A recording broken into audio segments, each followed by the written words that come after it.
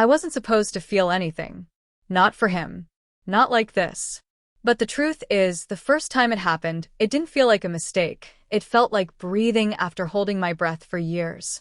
And that's the part one can't forgive myself for. It was an ordinary Tuesday. I was in the kitchen rinsing wine glasses after dinner when Ryan followed me in, offering to help with the dishes. My daughter Emily had asked me to invite him over since she was away finishing her semester in Austin. He's been lonely, she'd said. He misses real home cooking. I told her, of course, because I always say yes, even when I should probably say no.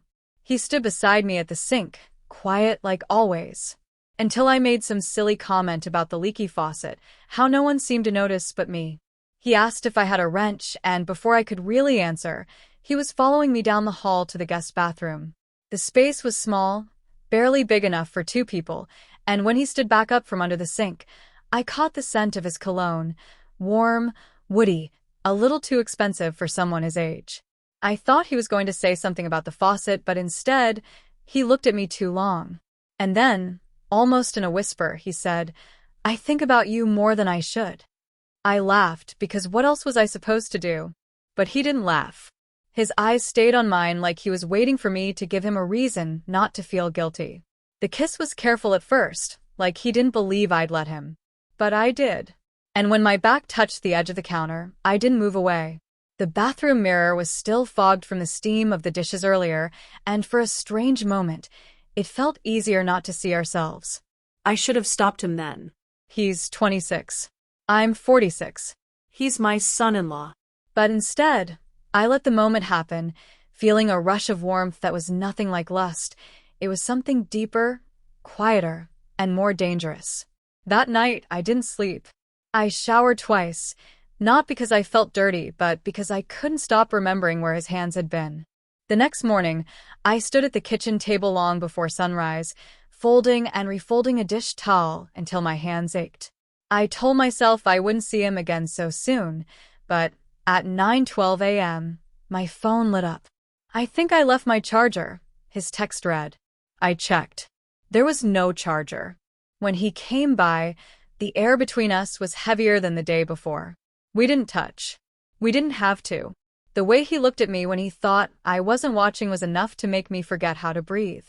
Ryan was staying in the guest room while his apartment's plumbing was being fixed. I told myself offering him the room was the polite thing to do. But after that night in the bathroom, the door stayed cracked open just enough for me to notice the soft creak of the floor when he moved. Days passed like that, small moments, quiet glances, an unspoken understanding that we were both standing too close to a line neither of us wanted to cross, but couldn't stop circling. One afternoon, I was in the laundry room folding towels when I heard his footsteps coming down the basement stairs. He stopped in the doorway and said, "It smells like you down here." I tried to laugh it off, but he explained he meant the lavender fabric softener I'd always used, the same one I'd kept at the cabin years ago. The way he remembered made my chest tighten. "You've been avoiding me," he said. I didn't answer. "I'm not mad," he went on, "but it's hard to pretend nothing's changed when I can still smell your shampoo on my shirt from 3 days ago." I should have told him to leave. Instead, I told him to stop wearing it. He stepped closer. His voice dropped. "I used to sit across from you at dinner and tell myself not to stare. But I always did. This isn't sudden. This is me finally letting it show." That night, my bedroom door stayed open. I told myself it was because of the heat. But when I saw him standing in the doorway, shirtless, not saying a word, I knew I wasn't fooling anyone. Not even myself. "I wasn't going to come to you," he whispered. "But you came to me." The air was so still I could hear my own pulse. He touched my jaw, barely, like he was afraid I'd vanish if he pressed harder. And then he said something I'll never forget. "I married her because I thought that was the only way to stay near you." My chest tightened, and before I knew it, I was reaching for him, not to push him away, but to hold on to something I knew I couldn't keep. The kiss that followed was different from before, less careful, more certain, like we'd both stopped pretending there was a way back from this.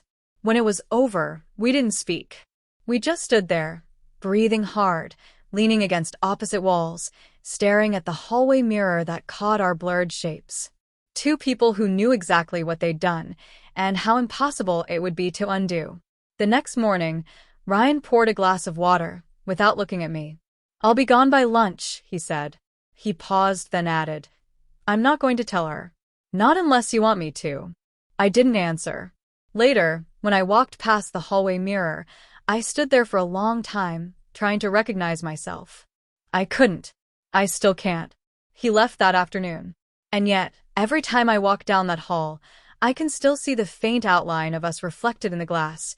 Two people who crossed a line they can never uncross. If you've ever felt something you couldn't confess to anyone, you already know why I let it happen. And you already know why it's haunting me still.